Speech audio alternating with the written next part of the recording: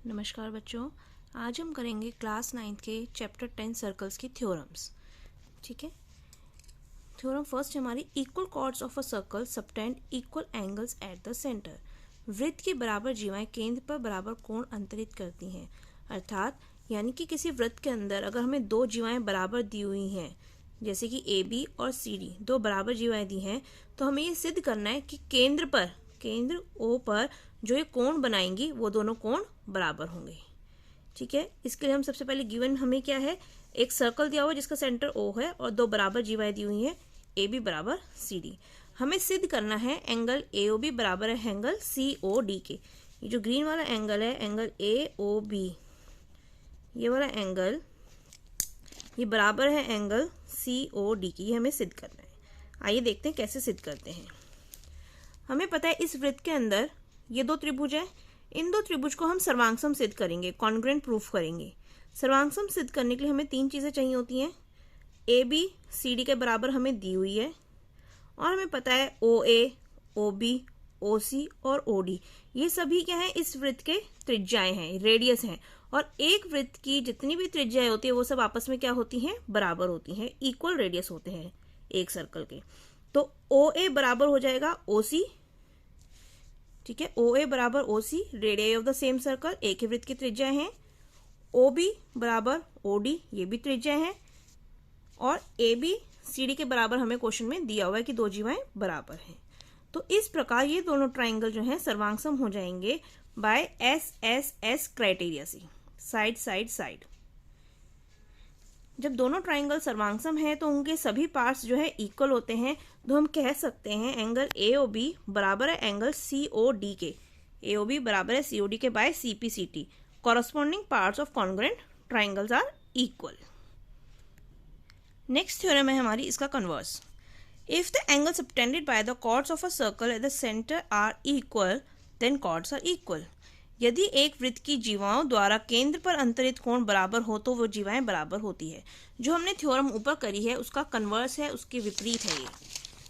इसमें आपको ये दिया हुआ है यदि दो जीवाओं द्वारा केंद्र पर बने ये कोण बराबर हैं तो हमें सिद्ध करना है कि ये जीवाएं भी बराबर होंगी। इस क्वेश्चन में हमें एंगल ए ओ बी बराबर है एंगल सी ओ डी के दिया हुआ है। ठीक है, और हमें सिद्ध करना है कि ए बी सी डी के बराबर होगा। तो सबसे पहले लिखेंगे कि हमें क्या गिवन है। सर्कल दिया हुआ है जिसका सेंटर ओ है और एंगल ए ओ बी बराबर है एंगल सी ओ डी के। और हमें सिद्ध करना है कि ये दोनों जीवाएं ए बी और सी डी आपस में बराबर हैं। तो इसके लिए भी हम वही करेंगे, इन दोनों ट्राइंगल को हम सर्वांगसम सिद्ध करेंगे। Angle triangle A O B और सी ओ डी में ओ ए बराबर है ओ सी के, क्योंकि रेडियस है सर्कल के, वृत्त की त्रिज्याएं हैं। इसी तरह ओ बी बराबर है ओ डी के और एंगल ए ओ बी और सी ओ डी हमें गिवन है।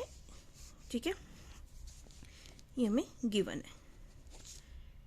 तो इसीलिए दोनों ट्राइंगल क्या हो जाएंगे, सर्वांगसम हो जाएंगे बाय एस ए एस, ये वाली साइड, एंगल और साइड क्राइटेरिया से।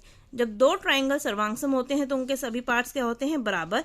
तो हम कह सकते हैं कि ए बी जो है वो सी डी के बराबर है by C P C T. Next theorem हमारी आती है the perpendicular from the centre of a circle to a chord bisect the chord. एक वृत्त के केंद्र से जीवा पर डाला गया लंब जीवा को समद्विभाजित करता है। अर्थात किसी भी वृत्त में ये जीवा है और ये केंद्र है। केंद्र से जब हम जीवा के ऊपर एक लंब डालेंगे, परपेंडिकुलर ड्रॉ करेंगे, तो वो इस जीवा को दो बराबर भाग में बांट देगा। यानी कि ए एम जो है वो बराबर हो जाएगा एम बी के, यदि ओ एम लंब है ए बी के ऊपर। ठीक है, अगर हमने ओ एम परपेंडिकुलर ड्रॉ किया है किसी भी कॉर्ड के ऊपर, तो वो उसको जो है दो बराबर भागों में बांट देगा, समद्विभाजित कर देगा। इंग्लिश में हम कहते हैं बाइसेक्ट कर देगा। ये एक थ्योरम है। नेक्स्ट थ्योरम है इसका converse. The line drawn through centre of a circle to bisect a chord is perpendicular to the chord. जो भी हमने थ्योरम पीछे पढ़ी है उसका विपरीत है। एक वृत्त के केंद्र से एक जीवा को समद्विभाजित करने के लिए खींची गई रेखा जीवा पर लंब होती है। अर्थात यानी कि वृत्त के अंदर किसी जीवा पर केंद्र से कोई रेखा खींची गई है इसको समद्विभाजित करने के लिए, तो वो रेखा जो है इस जीवा के ऊपर लंब होगी। It means if we draw a line, अगर हमने एक लाइन ड्रॉ करी है सेंटर से कॉर्ड को बाइसेक्ट करने के लिए, दो बराबर भागों में बांटने के लिए, तो वो जो लाइन है वो हमेशा क्या होगी, परपेंडिकुलर होगी। ठीक है, तो इसका प्रूफ देखते हैं। सर्कल दिया हुआ है जिसका सेंटर ओ है और एक लाइन है जो कि कॉर्ड ए बी को बाइसेक्ट कर रही है, अर्थात ए एम बराबर है बी एम की। ठीक है, और हमें प्रूफ करना है कि ओ एम जो है वो परपेंडिकुलर है ए बी की, हमें प्रूफ करना है। आइए देखते हैं। ट्राइंगल ओ ए एम और ओ बी एम, अब यहाँ पे भी हमें दो ट्राइंगल दिख रहे हैं, इन दोनों ट्राइंगल को हम कॉन्ग्रुएंट प्रूफ करेंगे। हमें पता है ओ ए इक्वल है ओ बी के क्योंकि रेडियस है, ओ एम कॉमन साइड है और ए एम बराबर है बी एम, ये हमें गिवन है।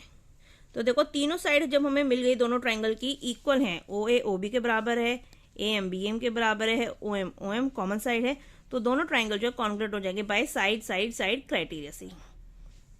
जब दोनों ट्राइंगल कॉन्ग्रुएंट है, सर्वांगसम है, तो हम कह सकते हैं कि ये दोनों एंगल भी क्या होंगे, बराबर होंगे। तो एंगल ओ एम ए बराबर angle O M B by C P C T. ठीक है, अब क्योंकि ये दोनों एंगल एक सीधी लाइन के ऊपर हैं, तो हम कह सकते हैं ये दोनों एंगल मिलके क्या बना रहे हैं, रैखिक युग्म बना रहे हैं, लीनियर पेयर बना रहे हैं।